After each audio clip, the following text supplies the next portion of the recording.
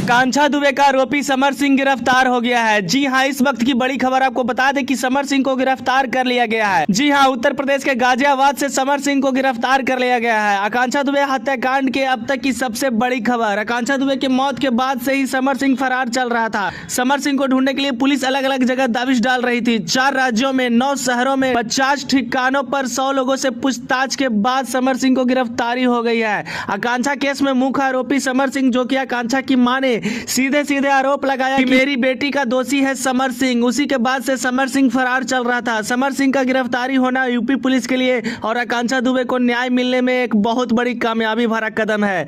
10 दिन से ज्यादा वक्त लग गया समर सिंह तक पहुंचने के लिए। उत्तर प्रदेश के गाजियाबाद से गिरफ्तारी हुई समर सिंह। इस वक्त की सबसे बड़ी खबर आकांक्षा दुबे केस से जुड़ी हुई। आकांक्षा दुबे के मौत के बाद से ही यूपी पुलिस समर सिंह को ढूंढ रही थी।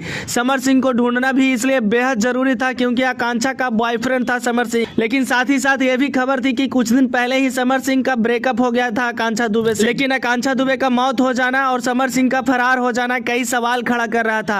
हालांकि समर सिंह को गिरफ्तार कर लिया गया है, लेकिन उसका भाई संजय सिंह अभी तक हाथ नहीं लगा है पुलिस को।